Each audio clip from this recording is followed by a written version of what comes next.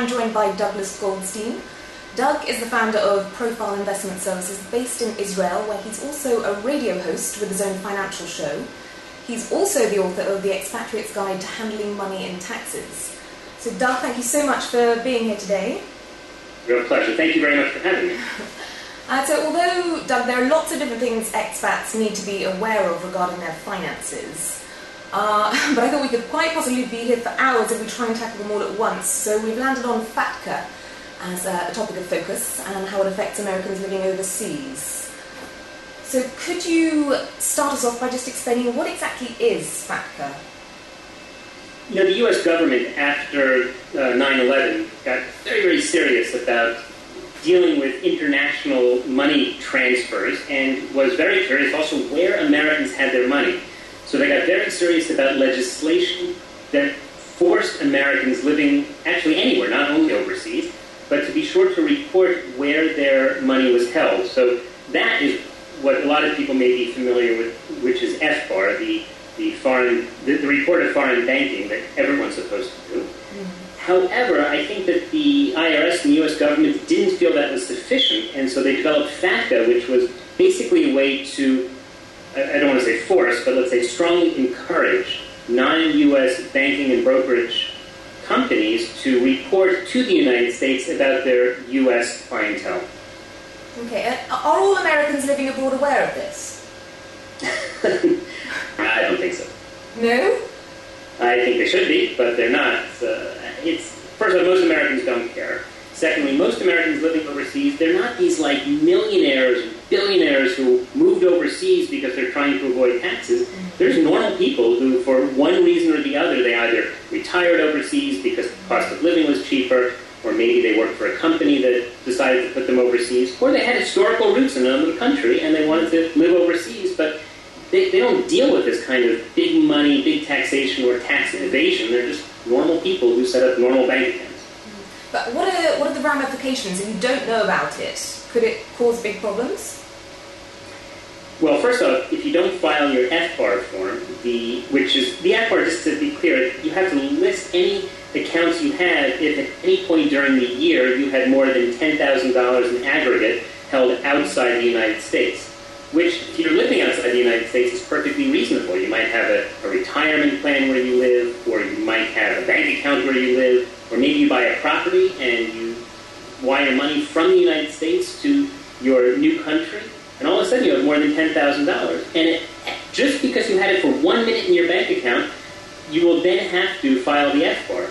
So if you don't do it, I think that the fines start at $10,000 for non-reporting, and the amount that they can charge you more than that could be up to 50% of the value that you didn't report.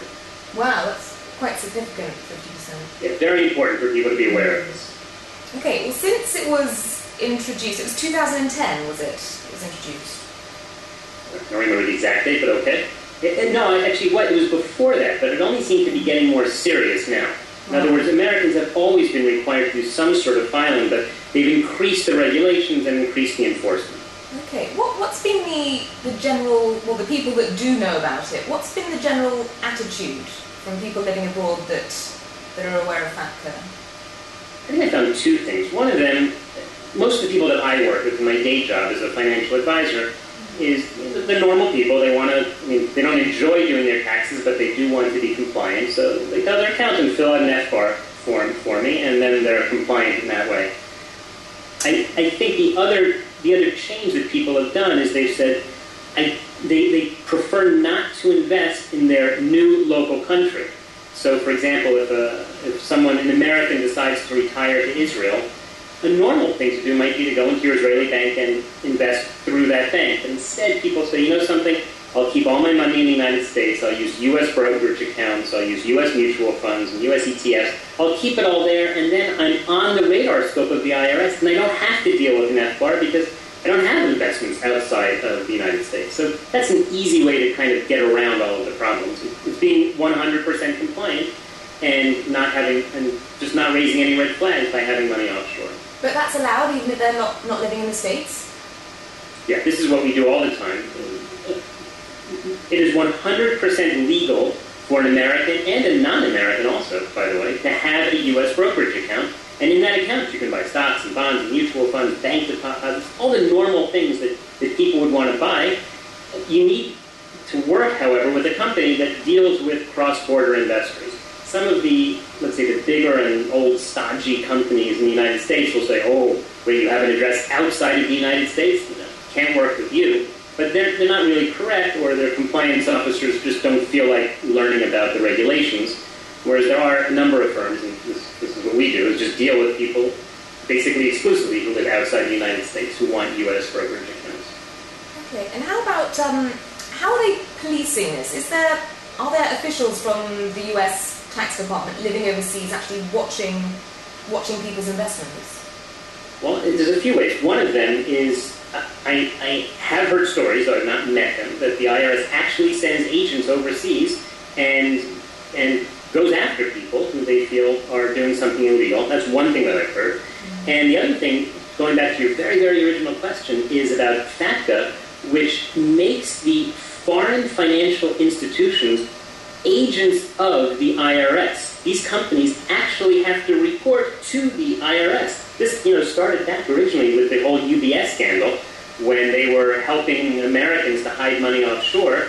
And then the United States said to UBS, listen, people are going to end up in jail. Your bankers are going to end up in jail unless you cooperate with us, which means giving us the names of your U.S. clients. And ultimately, that's what's happening. Switzerland, for example, is no longer this bastion of secrecy. And none of these places, none of these offshore jurisdictions are willing to risk their jail time or the other restrictions that the U.S. government can put on them just to help a client hide his money. Okay. What would you recommend to a U.S. citizen who's been prosecuted? Well, prayer is a good start. And then get a lawyer who specializes in this area. There are a lot of fine points with dealing when you live outside the United States with cross-border investing. And there are lawyers who specialize in this. They spend all day dealing with FATCA and FBARs and the Patriot Act and offshore accounts, and they know how to bring an American into the system to get him compliant. There are other lawyers who don't, but will charge you a lot to learn on your time. So find someone and interview people who've actually done this many, many times. Also, people who don't panic you. There is a route. The United States is not looking to make people into criminals. However, they are looking to collect the taxes that are due.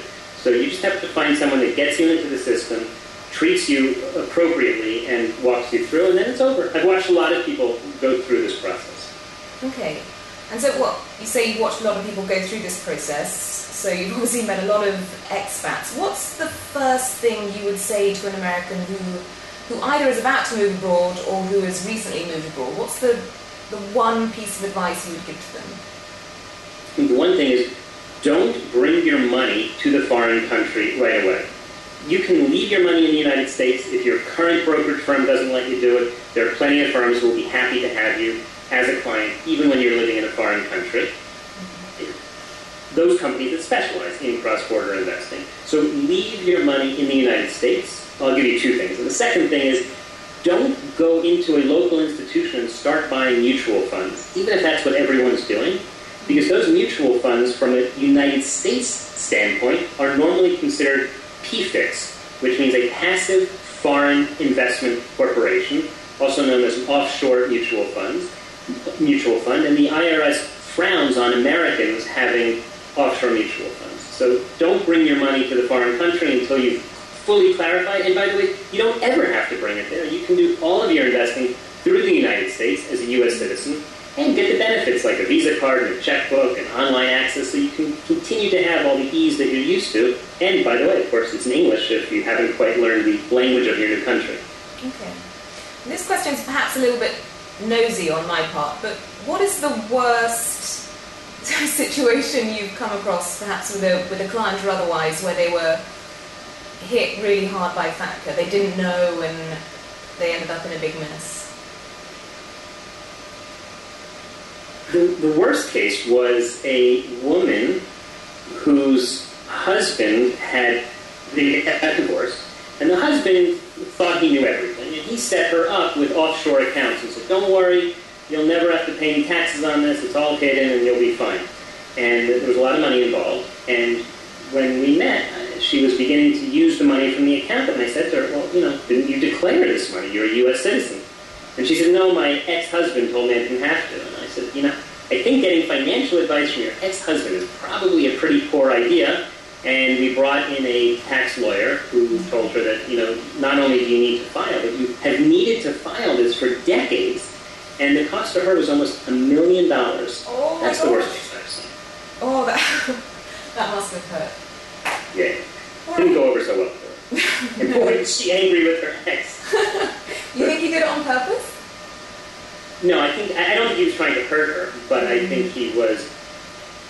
There's a great study about behavioral finance, and they look at how, this is a little bit off topic, but it's to answer your question, it's very interesting. There's a study that was done out of the University of California about the differences between the way men and women manage their stock portfolios. And it turns out that the study showed that men tend to be overconfident. And I know this may be a shock for you, but believe it or not, a lot of men are overconfident. They think they know more than they actually do, and they say things with such an air of confidence that other people believe them. And this is exactly what happened here, which is the husband didn't really understand what was going on. He told his wife, his ex-wife, this is the way it should be done, and she believed him. So maybe the lesson here is don't believe men who are overconfident and don't know what they're talking about. So I was going to say, that's a good lesson for me, never trust a man. You want to quite that. All right, well, we'll wrap up there. Doug, thank you so much. It was a real pleasure. Thanks so much for having me. Thank you.